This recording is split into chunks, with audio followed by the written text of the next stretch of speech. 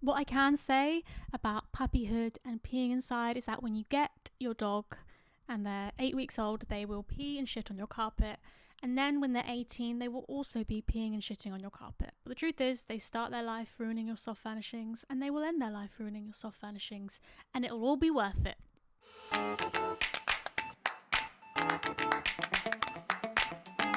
Inappropriate elimination. This is what we call it in the dog training and behaviour world. Quite frankly, it's a nightmare, and the bigger they get, the worse it gets, because the bigger the poos and the wheeze get.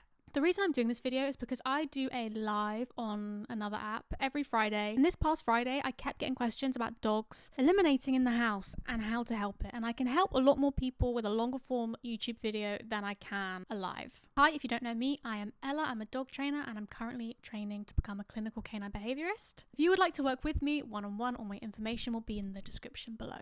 So as always, let's talk about the why first. Why is your puppy inappropriately eliminating? The first reason, I always have to say this every single time with every behavior: are they in pain? Do they have an infection? Do you need to visit the vet? If you feel like you have tried everything in your power to train your puppy not to pee inside, and you get maybe to the end of this video and you're like, yeah, I've done all those things till I'm blue in the face, and you can say hand on heart, I'm doing all those things, it's still not working, your puppy might have something wrong with them physically. It's worth more of your time, money, energy, and sanity to just go to the vets. The next reason your puppy could be inappropriately eliminating is because they're too young. Now, they could either be too young in the sense that they're too small and they simply cannot hold their wee or poo for as long as you think they could or should be holding it. And the second thing is that you haven't had them long enough to train them what you want them to know yet.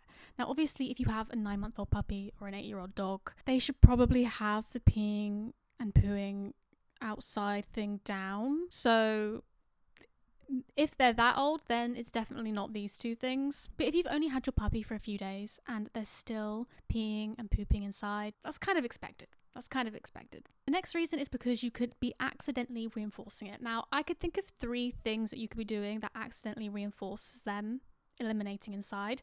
Number 1 is that the things that they pee or poo on, you aren't cleaning up well enough, or you are removing from them so they can't practice peeing and pooing on those things again. Now, when I say you aren't cleaning up well enough, I don't mean that your house smells like dog shit. I do mean that your house smells like dog shit to your dog. They have a much better sense of smell than us, like stupidly better than us. If you haven't deep cleaned it, then it probably still smells like feces or urine to them. And so they're more likely to go back to that place to pee and poo and eliminate on those items. In those cases where you can't clean that thing well enough, sometimes you just have to get rid of it.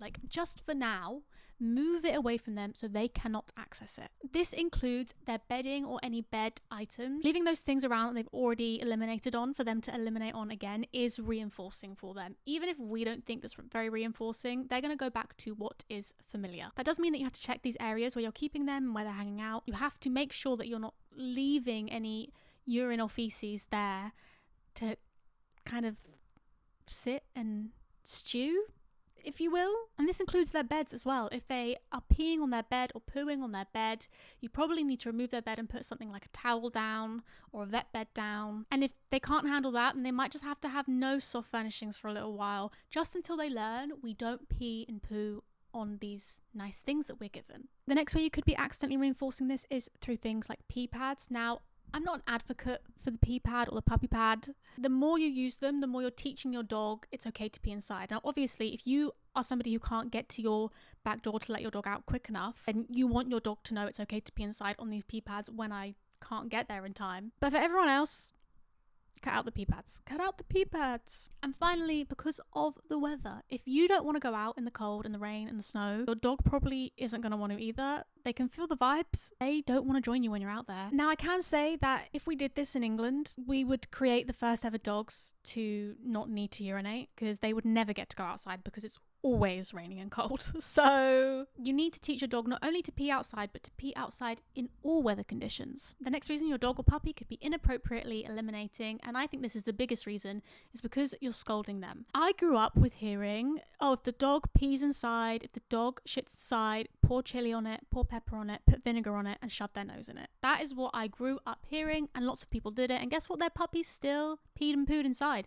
So it didn't really work very well, did it? What you're doing when you do this is not what you think you're doing, because your dog isn't learning, hey, don't pee inside. They're learning, don't pee in front of the human. And then you're in a position where they don't pee in front of you outside either. I can tell you this now for free. Teaching them to eliminate outside is easy. It's easy work. It's light work compared to teaching a dog or a puppy to feel confident enough to pee in front of you. In one of these scenarios, we're giving them efficacy and teaching them to have confidence. And in the other one, we're desperately trying to reverse having removed confidence from them. That is so much harder. So much harder. The next reason your dog could be peeing and pooing inside is because your living area is too big or not set up in the right way. If their bladder's already small or they haven't learned that the back door is where they need to go to be taken outside, their brain is not going to get there quick enough, and their body might get there first. And then you've got pee and poo on the floor. Your dog or your puppy's area, if they do not know how to go outside when they need to, needs to be near the back door or the front door, wherever you take them out. Their whole area needs to be as close to that as possible, so that when we see the behavior we want, we can take them outside as quickly as possible. The better we get at this, the longer they're going to be able to hold it, because they know they're going to be let outside. If they don't know that they're going to be let outside, they might just pee or poo because it needs to get done. In their eyes, they need to do it. And this directly relates to the next reason your dog might be inappropriately eliminating. You can't read them. You don't know their tells or their cues or when they need to pee and poo. You don't know how long after their dinner they like to go out. You're not sure on their routine. My penultimate reason your dog might be peeing and pooing inside is because they can. It's because they're left unattended. Maybe they don't have a crate or an X-pen or a safe room for them to be in that's close to that back door. You're not watching them. You can't predict when they're going to urinate, and then you can't prevent it. To teach this behavior, we need all hands on deck, watching them like a hawk for a couple of weeks, and they'll get it. And finally, they've never been taught to ask. Maybe you took your puppy out on such a schedule. Now, I love a schedule, but it does have its downfalls. Maybe you took your puppy out on such a schedule that now they don't actually know how to ask, and you don't know what it looks like when they want to ask. The one thing that we need to remember about eliminating inside is that every time they get to rehearse the behavior, it gets more ingrained. Every time they get to pee and poo inside, they learn it's okay to pee and poo inside. And I know what you're thinking, then I'll just tell them off, and they're just gonna learn not to pee and poo in front of you. That's not what we want. We want your dog to be able to eliminate in front of you. Now, in my due diligence in making these videos, I always watch as many videos as I can that other people have made on inappropriate elimination. And this is one thing that no one seemed to cover. So I'm just going to cover it. And it's how to know whether your dog had an accident or whether they're peeing up your walls on purpose, and why that matters. Because I know some people will say, well, it doesn't matter. They needed to pee and you didn't take them outside, so they just did it inside. But I think it matters. First of all, if the places they're leaving you their little gifts are in seemingly random areas, or are always by the back door, or always on an item that you know you haven't cleaned very well, I would say that that's your dog having an accident. That's your puppy having an accident. Either they couldn't get to the back door in time, or they weren't aware of the cues they needed to give you to be let out. That's an accident. Then we have dogs who are eliminating up walls. And I think this so often comes along with destruction of things. If your dog is peeing and pooing and then destroying things, two things could be happening. Number one, if you're, say, out of the home and they've had an accident, and then they're stressed about you coming home, that could be that. Or they could be eliminating in these areas on purpose. Now, I say this is important because I've seen this time and time again, especially with entire male dogs are eliminating in the home still at 2 years old. They aren't getting their needs met in other areas of their life. And I see it so often when they're left home alone and they're stressed. They haven't been able to get their emotional or social or species or breed specific needs met. And a lot of owners have focused so wholly on training, which is great. But let's remember, training is the top of that triangle of needs, right? Or they are taken out in the morning and played loads and loads and loads with, and then brought home and not brought down and relaxed and chilled before owners leave. And then they pee up walls, and then they shit up things, and then they get destructive. That's you in the situation you and your dog are in. And when you're in the home, they're absolutely fine, and they'll come and tell you they need a wee. They can go outside, but maybe when you leave, they're doing that sort of behavior. They're probably incredibly stressed. They probably are anxious that you're leaving. They might have a bit of separation anxiety, and they might not be getting those breed specific needs met that need to be met to have a healthy dog. I would say, as a rule of thumb, that the closer and closer these eliminations or presents get to the back door or wherever you take them out, that's a good sign, because ultimately if your dog is peeing and pooing up things. I'd say that might be a sign of stress or not getting their needs met. And I would also say if your dog is hiding their eliminations, that probably means that they haven't learned not to eliminate inside. They've just learned not to eliminate in front of you because something you've done has worried them or scared them, or they just don't feel confident in front of you. And this is where we need to discuss when we need to toilet our dogs. Now, there are pros and cons to having a timetable. What I will say is that when you first get your dog, rescue or puppy, or if you're currently struggling with this issue, you need to have somewhat of a timetable. As you and the dog grow in relationship and connection, and you can watch that dog, number one, to learn their tells, and then number two, to train them to come and tell you that they need to toilet, then you won't have to be on such a schedule. Here are the times when you probably need to take your dog out to the toilet. Number one, when they've woken up. It doesn't matter whether that's a midday nap or first thing in the morning, you need to take them out to the toilet. Number two is after a play, especially for puppies. When you're playing with them, they could get excited, and you know what happens when you get excited? Sometimes you need to go.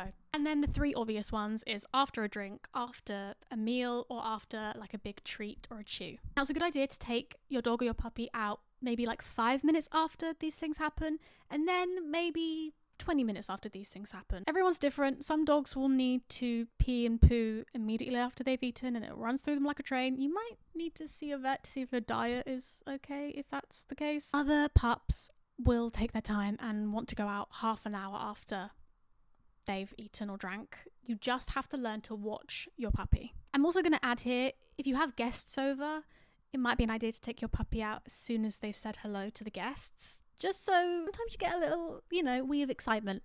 And sometimes we need to eliminate that before we go back and say hi. In general, if you're struggling with this, it is good to have a timetable of just about every hour taking your dog out. This is going to be annoying. Yes, you're going to be in and out of the house like a fiddler's elbow. If you want this to stop, if you want to change the behavior, it's going to take a few solid weeks of really being dedicated. So I've spoken about tells and not told you any tells. So here are some tells that your puppy or dog might be giving you that they need the toilet that you aren't reading. I'm going to start with the most obvious, which is the squat. If you're at the point of the squat, you're probably too late. You can quickly get them on the lead and take them outside. Truth be told, you might be making it even more stressful for them, especially if you're dragging them out and they're already pooing, and then you've got a bigger mess because you've got poo dragged across a carpet rather than just in one spot.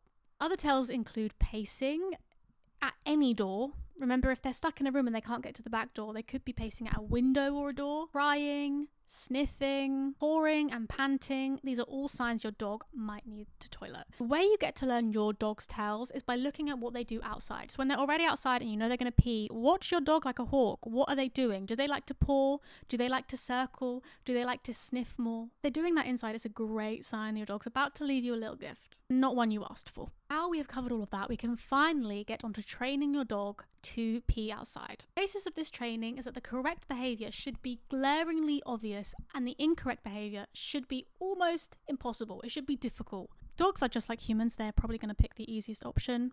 So we're just going to make it easy for them. I look at teaching how to eliminate where you want your dog to eliminate by teaching 2 cues. Now, it's really kind of 1 cue, but it's teaching them 1 cue and teaching you 1 cue almost. So it's 2 cues. First and easiest cue you're going to teach is teaching your dog to pee on command. This is not only a cool party trick, but it's also very, very helpful. I begin this by taking the dog out for their walk or where I want them to pee.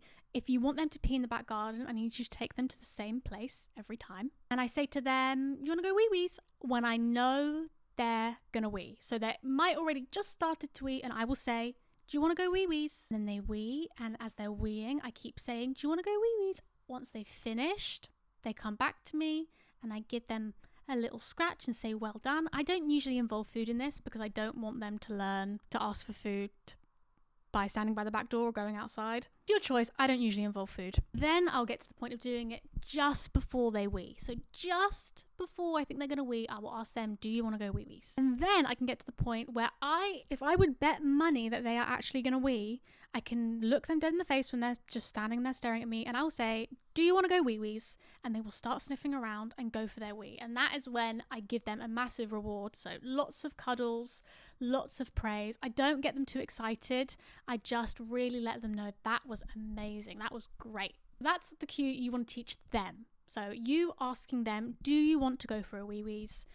They will learn this faster than you think, trust me. The next thing we're going to teach is for them to ask you. So them to ask you, hey, can we go out for a wee now? This is what's important for in the home. So you should have your setup perfected first. They should be close enough to the back door. You shouldn't have access to things that they've peed on in the past. And you should be generally keeping an eye on them. You might start this for the first time after they've had a meal, so maybe after their dinner. The first thing you want to do is look for their tells. People are going to want their dogs to ask in different ways. Some people are going to want their dogs to ring a bell. Some people are going to want their dogs to pace by the door or come and find them and then pace by the door or bark. So many videos out there on how to teach your dog press a button or ring a bell to get them to go out. So I implore you to go look at those if you want to. This isn't quite that. Truth is, the method is just about the same. It's just how you want your dog to tell you is different. So for me, I like dogs to come and find me and kind of just stare at me, and then we can go to the back door together. So first you're going to look for tells. Look for those tells that your dog needs to pee or poo, and do this at a time of day where you know they usually have an accident. So let's go for after dinner. Once your dog gives that tell, you're going to do something that we call capturing, which means that behavior is what we're going to use to take us out to the toilet. When they start pawing or sniffing or circling, you're going to say those magic words. Do you want to go wee-wees? All I'm going to say is make sure you can get hold of your dog. If your dog is a dodger and plays keep away from you, you need to get them on a lead or something first.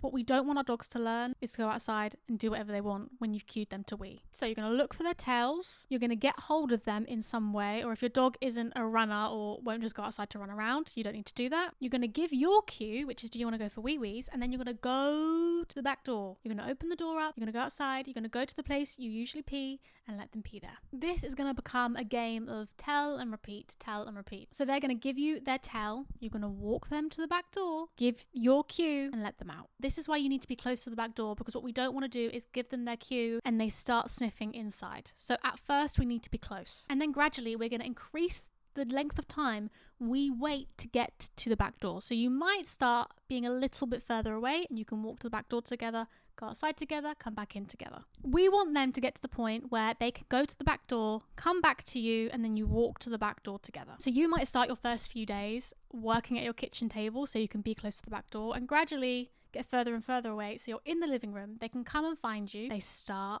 doing their cue. Say, do you want to go for your wee-wees? You can go to the back door together and go out. It's the same old, just from different places in the house. They can come and find you, and then you can go outside together and then come back in. What I want you to do when your dog understands that I go and find human and then go to the back door is almost test it. So maybe you walk with them 3/4 of the way to the back door, and they run to the back door again and then can come back to you, and then you're going to go out. You're reinforcing we have to walk together to the back door to let you out before you can pee. This is when you'll get a dog that is able to think, I need to wee, we'll come and find you, we'll go to the back door, and if you haven't picked up on it, which we might not, you might be busy, you might be cooking, you might be on a call, God knows what you're doing, they will come and find you again to be taken back out. Final part of this recipe is what we do when we're outside with the dog, because this is really important.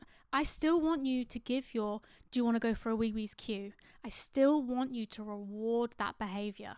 But if you're going out with them and they're not peeing, they're not going to the toilet, and they just want to romp around, number one, you need to make sure they're on a lead. Number two, you need to make sure you're going to the same area for them to pee, so they recognize this area is for peeing and pooing. Third thing you need to do is not interact. I don't want you to go out there and start playing games or take food with you or do any of that stuff. I don't want you to go out there and squirrel watch or let them run along the fence with next door's dog. When we go outside together like this, we are going outside to pee. If you want to get to the point where they don't have to be on the lead to pee or poo, now I quite like this. I like to be able to let a dog out, stand by the back door, they toilet, then come back in. You can work on gradually taking the lead off. Now, not every dog is going to get this. If you've already had a lot of struggle with peeing and pooing, this might take you a while. You can try it. You can give it a go and see if it works for you. What I am going to say is don't do this too soon. Don't do this after they've only been peeing successfully outside for 2 weeks. Don't push your luck schmuck. Just let it take the time it's going to take. Now, the way I would work with this is by working maybe with a long line or just a longer lead. I recommend a long line though. And it's simply just taking a few steps away from them while they're peeing and giving them the cue from further and further away. You then might work on removing the lead and just holding them or standing by them while they pee, and then bring them back on the lead and walking back in.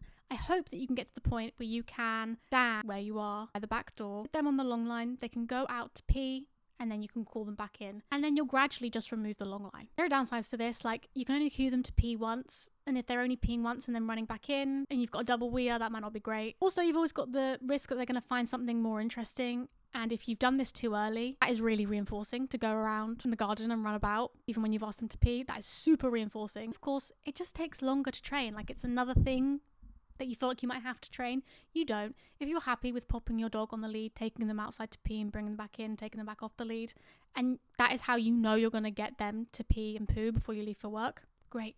Just do that. But if, like me, you just want to be able to open the back door and stand there, send them out to pee, and then ask them to come back in, it's like a fun extra thing that you can teach them. But it involves multiple other skills. It involves a good recall of distraction as well, of other smells, of other dogs that might be along either side of your garden, of squirrels or other wildlife in the garden. You have to be able to give a distance cue. Like, if you can't give a distance cue of your dog weeing further and further away from you, it's not going to work. Can probably do a longer video on how to get your dog to kind of go out in the garden and do their business and come back into you. I think I would like to do a whole video on that, simply because if you're already struggling with getting them to go outside, I don't think this is one of your aims right now. Ultimately, I just like to have a dog that knows how to pee both on and off the lead. And finally, what do we do when accidents happen? Because if this has been going on a while, or your puppy's very young, you are going to have accidents. First things first, we are not going to get angry at the dog. If you haven't caught them in time to take them outside, that's on you. That is on us as owners. Number one thing I would do if I thought they were going to pee or poo and I was a little bit too late to get them to the back door and do the whole pop them on the lead, get them outside thing, give them a positive interrupter. This is something that the dog learns means something good is coming, and I just stop everything I'm doing and just go to human. Mine is just ready. I'll say ready to the dogs. They know something cool's about to happen. I need to go and find the human and just take pause on what I'm doing. And you can do the whole, you need to go for your wee-wees. We can go outside to the back door, have them on the lead, yada, yada, yada. You will be surprised just how much positive interrupter can help. I've never formally sat down and trained a positive interrupter. I'll be honest. I just say the word enough times and give them something they really desire afterwards that they associate the word with going to me and getting something great. You probably already have this. I said this in my last video. You probably already have this. Does your dog know what's this? Congratulations, you've already taught one positive interrupter. I don't recommend using what's this if you've already used it, because you don't know what behavior change your dog associates with it. Pick a new one. It's essentially the same thing, but we're just starting fresh, clean slate, so that your dog has all the associations that you want them to have with it. Inappropriate elimination is something that can often feel like a little bit embarrassing and like you just want your dog to know how to do, but the truth is, we have to teach our dogs these things. This is one of those things in training where you have to be dedicated and on your toes and aware of it for the issue to subside. And it's not just going to disappear out of nowhere. It's not going to be one day you train these things and your dog understands them and the next day they're never peeing and pooing in the house again.